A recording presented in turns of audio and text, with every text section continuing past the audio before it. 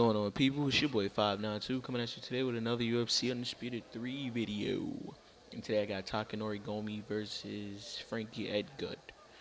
The footage is not really what I want to talk about, but it's not I would say something about the footage. It's not like your over hyper technical matchup. This is just me playing and doing whatever, So don't look for nothing like, oh, he didn't get hit this match, or you know what I'm saying. Don't look for nothing like that. This is just, like I said, one of those matches. What I'm here to talk about though is a couple things. I'm sorry if I'm talking low. It's very early in the morning. I'm kind of tired, but I said I'll get y'all a video. And if you hear something in the background, that is my heat.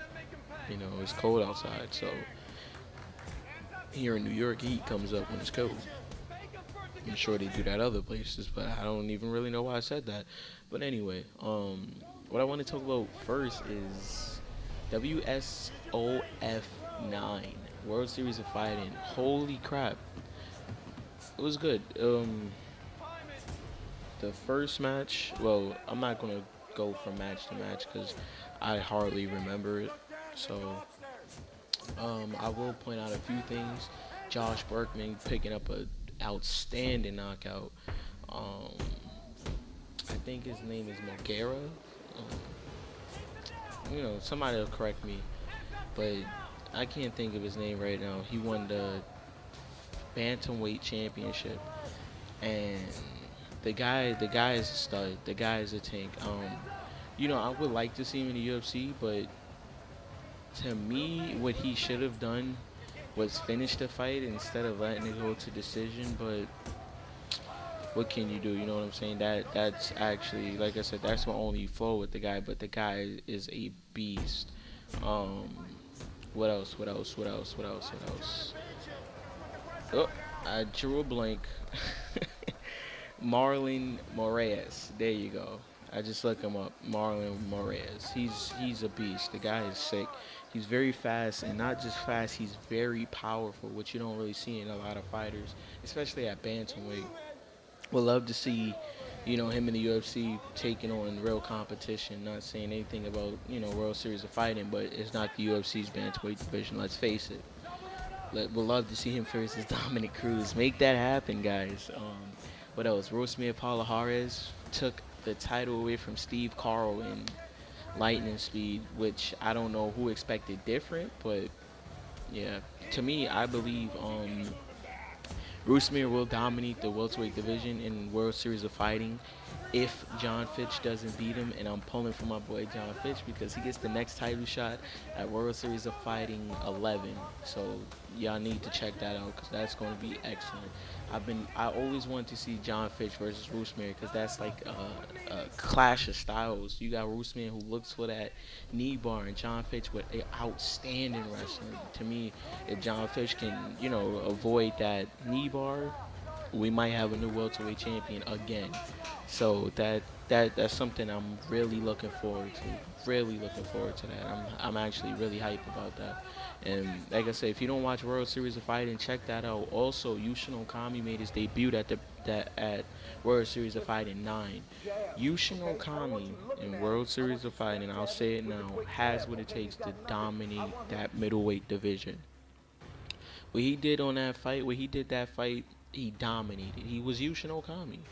So I don't really see anybody in World Series of Fighting who will stop Yushin.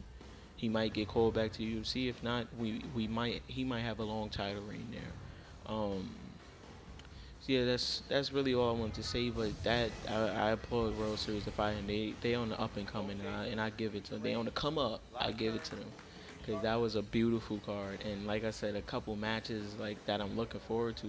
I would also like to see Josh Berkman versus Rosemary if he beats John Fitch. Josh Berkman, I feel, can take the title from Rosemary too. So, like I said, he got a tough couple next fights. Tough couple. Listen, don't pay attention to that. But he has some good matches coming up if, he gets past John Fitch and Josh Berkman. I don't see really nobody being able to beat him unless they sign Ben Askren. But also, TJ Dillashaw will be facing Renan Barão at UFC 173. I'm actually very excited for that also. A lot of people say TJ Dillashaw doesn't deserve the shot. Let's face it, he's the only man really in the division right now. I think Rafael Assunção got injured, and also, wait for it, wait for it, wait for it. But also, there's really he Rafael barely beat him that match. So I give TJ Dillashaw, I think he deserves the title. Boom, right there. But I think he deserves the title shot.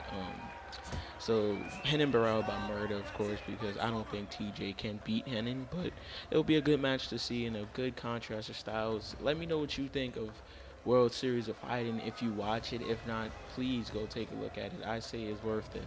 Go look it up on YouTube. Go whatever you do. Go look at highlights on MMA Junkie. Um, but that's really it, man. Let me know what you think of Henin versus TJ Dillashaw. If you think it's going to be good, if you think it's going to be a snoozer, let me know if you're happy this is replacing Wyman and Machida. I'm sure you're not, but hey, it's a title fight, right? Until next time, it's your boy 592. You have a blessed one. Peace.